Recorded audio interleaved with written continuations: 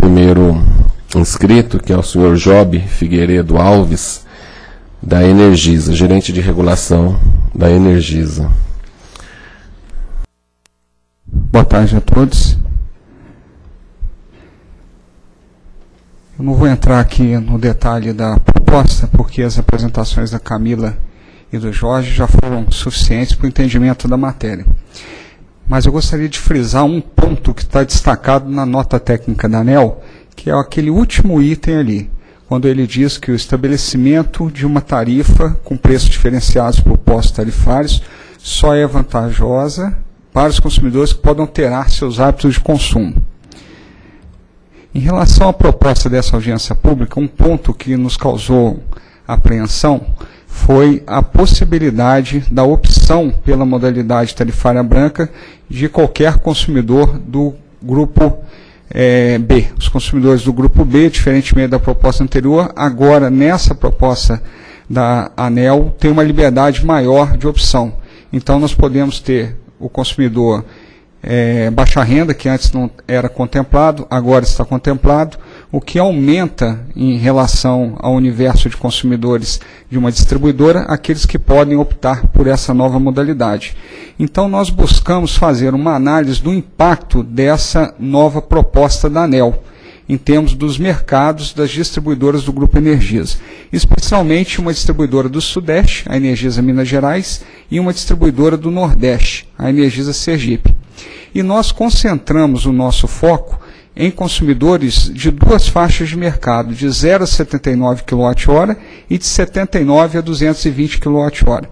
A apresentação da Camila foi muito didática e mostrou como que para um consumidor de consumo mais elevado, com 610 kWh, a vantagem da migração para a tarifa branca se materializa de forma fácil. A identificação é tranquila. Só que para estratos de mercado onde o consumo é mais baixo, essa lógica não é tão direta assim. É isso que nós gostaríamos de mostrar como contribuição a essa audiência pública. Então nós pegamos o mercado, aqui está escrito baixa renda, mas na verdade é o mercado da distribuidora nesses dois estratos, 0 a 79 kWh e de 79 a 220 kWh. O Jorge expressou da maneira correta. Existem consumidores de baixa renda que têm consumo mais elevado que isso. Da mesma forma, a gente tem consumidores B1 residencial que têm consumos dentro dessa faixa. Então, não é o fato de ser baixa renda, por si só, que identifica a quantidade de energia consumida no mês. Mas a gente deteve a análise em relação a essas duas faixas por conta da abertura do leque de opção para a modalidade branca dada pela ANEEL nessa audiência pública. Nós pegamos aqui as curvas de carga aqui para a Energisa Minas Gerais de 0,79 e de 79 a 220. Do mesmo modo como mostrado pela SRE e ANEEL, nós temos realmente um pico mais pronunciado no horário de ponta, o que torna fácil o indicativo da possibilidade de redução da fatura se parte desse consumo migrar para outro posto tarifário. Interessante destacar também, em relação a uma concessionária do Sudeste, a relação entre a demanda de ponta e a demanda fora ponta. Então a gente verifica que essa relação ela é expressiva, 4 vezes. Isso indica a quantidade de consumo que poderia ser objeto de deslocamento do horário de ponta para outros postos tarifários. Quando a gente vai para o Nordeste, a gente já não tem esse consumo de ponta fazendo uma diferença tão significativa em relação ao consumo fora ponta. Isso, pelo menos, na realidade das distribuidoras do Grupo Energisa. Então, aquela relação que numa distribuidora do Sudeste era de 4, numa distribuidora do Nordeste, ela agora é de 2. O que denota uma menor quantidade de consumo que poderia ser deslocado do horário de ponta com benefícios no pagamento final da fatura. É importante destacar isso porque existe uma parcela do consumo da unidade consumidora que nós chamamos de inflexível, que seria a iluminação ligada dentro da residência no período da noite, a geladeira que está conectada na tomada. Nós entendemos que uma parte desse consumo, para fins de simulação dos efeitos de uma adoção à tarifa branca, deveria ser considerado como constante. O consumidor não vai lá na tomada e vai desligar a sua geladeira no horário de ponta por conta da opção que ele fez pela tarifa branca. Mas seguindo a nossa análise, só explicando um pouquinho o que foi feito pela Energisa. Nós pegamos uma curva de carga de todos os consumidores nessa faixa de 0 a 79, de 79 a 220, e depois a gente, considerando o número total de consumidores que participaram da campanha de medidas, a gente chegou num consumo médio por unidade consumidora e identificamos o perfil desse consumo. O passo seguinte foi entender o que compunha aquele consumo dentro do diagrama, similar ao que a Camila apresentou aqui. Então, nós fomos lá e consideramos algumas cargas típicas dentro da residência. Então, para os consumidores 0 a 79, nós colocamos a TV em cores, o ferro, chuveiro, lâmpada, geladeira. Os consumidores de 79 a 220, também TV, ferro, tomada de força para ligar um computador, para ligar um outro eletrodoméstico. Obviamente que nessa faixa de consumo a gente não tem como fazer, no exemplo da SRE Anel, a gente não tem como colocar aqui, por exemplo, um ar-condicionado, uma máquina de lavar roupa, porque aí a gente entende que o consumo já extrapolaria os valores médios observados naquelas faixas em estudo. E aí passamos para a etapa de simulação. Né? Então aqui seria o perfil de carga normal daquele consumidor, que vocês viram no gráfico anterior, e a distribuição desse consumo ao longo das horas do dia. E aqui a gente foi alocando os consumos. Né? Olha, a iluminação está ligada aqui, a televisão está ligada aqui, e durante o fim de semana, obviamente, não tem ponta. Então o consumidor não tem aquela preocupação de ter que economizar a energia no horário de ponta. E depois nós fomos lá e fizemos uma simulação considerando uma redução de 10% na fatura de energia elétrica desse consumidor. E aí nós observamos que tipo de carga que esse consumidor de 0 a 79 teria que retirar do horário de ponta para garantir 10% de redução na fatura. Então nós observamos que para esse consumidor que não tem muita coisa ligada em casa, ele teria que desligar a televisão durante algum tempinho, teria que controlar melhor a sua iluminação, isso aí já permitiria a ele buscar essa redução. E em termos de valor, o que nós teríamos? Não sei se está fácil para vocês identificarem, mas se o consumidor migra para a tarifa branca e não condiciona os seus hábitos de consumo, ou seja, ele continua consumindo do mesmo jeito que antes, ele vai ter um aumento na sua fatura. Sua fatura vai aumentar 2%. Se ele consegue deslocar a carga um pouco da ponta para fora da ponta, ele vai ter sim um benefício. Só que, considerando um consumidor que já é beneficiário da tarifa social de energia elétrica, a gente chega, em termos de reais, a um valor que nós entendemos, com todo respeito, pequeno, algo em torno de R$1 de benefício. O que denota uma preocupação quando a gente pensa no custo, por exemplo, de um medidor que terá que ser instalado para esse consumidor quando ele optar pela modalidade tarifária branca. Vou passar um pouquinho mais rápido aqui, por conta do tempo.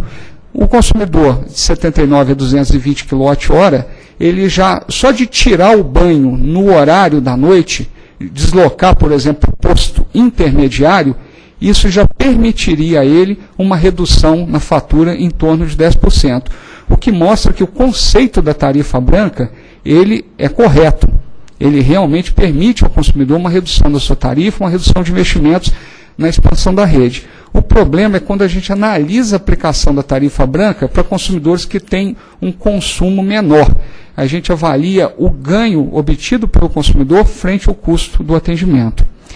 Para o 0, 79, 220, os resultados que nós chegamos foram esses. Se ele vai para a tarifa branca e não modula, ele vai pagar 5% a mais na sua fatura mensal. Se ele tira, por exemplo, o chuveiro do horário de ponta e joga o chuveiro para o horário intermediário, ele já vai ter um benefício aqui em torno de R$6 para esse consumidor que nós simulamos, considerando que é um consumidor baixa renda, que já tem o benefício da tarifa social de energia elétrica. Esses R$6 é um valor se ele não tomar banho realmente nenhum dos dias do mês. Se ele já deixar escapar um dia, no outro ele fala, não, hoje eu vou ter que tomar banho que eu tenho um compromisso, aí esse benefício dele já vai começando a minguar. Já não é mais os 10%, já não é mais R$6. Perfeito? Na Sergipe, a gente chegou a resultados parecidos também, só considerando que aqui o que tem que ser modulado no horário de ponta varia, né? Como vocês viram naquele gráfico, não é tanta assim a carga no horário de ponta. Então, chega aqui uma situação, para ter desconto de 10%, ele tem que tirar tudo do horário de ponta para poder garantir os 10% de redução. É que a gente encontrou essa redução. Ele tem que tirar o consumo dele do horário de ponta, porque ele já não tem tanta coisa assim na ponta. E aí ele chega a benefícios, se ele não mudar o hábito, 6% de aumento. Se ele conseguir mudar os hábitos, ele chega a ter 13%. Mas os valores absolutos também são algo que merece uma reflexão de nossa parte. Aqui a síntese, 79.220, vou passar um pouquinho mais rápido com a do horário. Nos nossos estudos, um outro detalhe que nós observamos, que também foi apresentado pela Camila, é quando a gente vai para outros consumidores do grupo B que não tem demanda no horário de ponta, como é o caso dos consumidores do grupo B3. A possibilidade desses consumidores migrarem para a tarifa branca implica apenas que eles terão uma fatura mais baixa, mas isso não garantirá de forma alguma benefícios sistêmicos, porque ele já não realiza demanda no horário de ponta. Então ele teria todas as vantagens, mas a sociedade não teria os benefícios. Então é uma questão que nós pontuamos como merecedora de avaliação por parte da ANEEL. As nossas conclusões. A modalidade tarifária branca, ela não possui ampla margem de manobra para os consumidores que têm um consumo mais baixo. Aqui, baixa renda, mas na verdade, como já foi visto, já falado aqui, baixa renda pode ter sim um consumo mais alto. A questão é quando você tem consumos mais baixos, a margem de manobra para deslocar consumo da ponta para o fora da ponta ou intermediário, ela reduz. Portanto, entendemos que a tarifa branca é mais vantajosa quando se tem um consumo maior no horário de ponta, normalmente caracterizado pelo uso do chuveiro elétrico.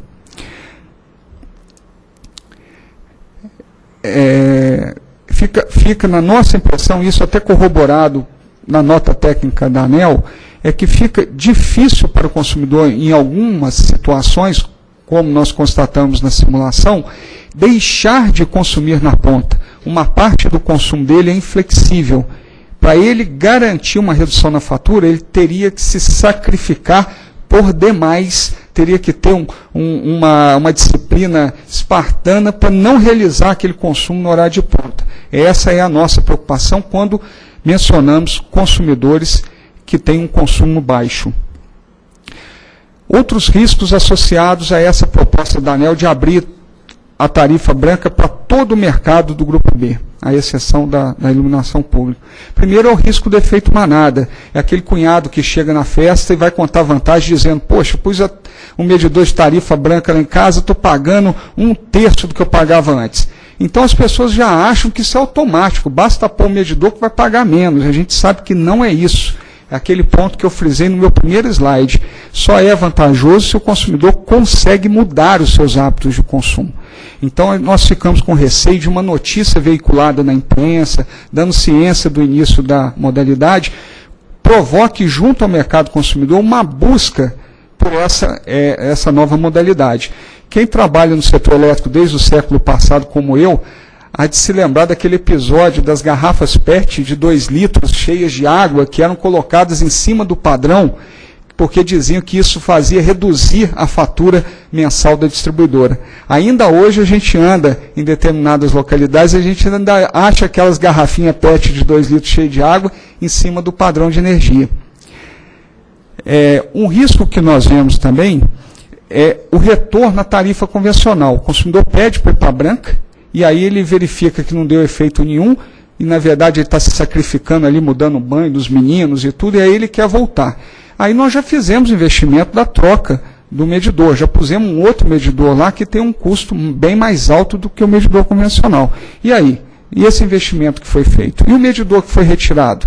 Que ainda tinha uma vida útil para ser observado, né?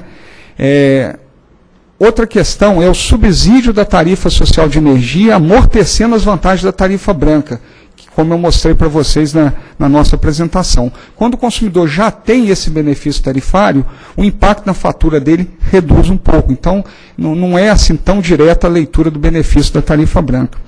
A adesão de consumidores sem consumo na ponta, que é o caso do B3 que nós já mostramos, que é algo que nós entendemos que tem que ser revisitado pela ANEEL, e o risco é de uma insatisfação dos consumidores no final com algo tão meritório que está sendo estudado e está sendo proposto pela ANEEL, no final pode causar uma insatisfação do consumidor que não compreendeu direito que aquilo ali não é algo que ele pede e ele não precisa fazer nada para que os efeitos apareçam. Então, é uma preocupação de a gente ter um desgaste no relacionamento com o consumidor, na nossa avaliação junto ao consumidor. E já finalizando, a Energisa entende, portanto, que a tarifa branca deve ser introduzida de forma gradual no país, para que a sociedade se acostume com as responsabilidades associadas a essa opção tarifária, necessidade de mudanças de hábitos de consumo, por exemplo. E também para que haja tempo que estudos sobre a efetividade da sua utilização possam ser conduzidos endossando essa alternativa.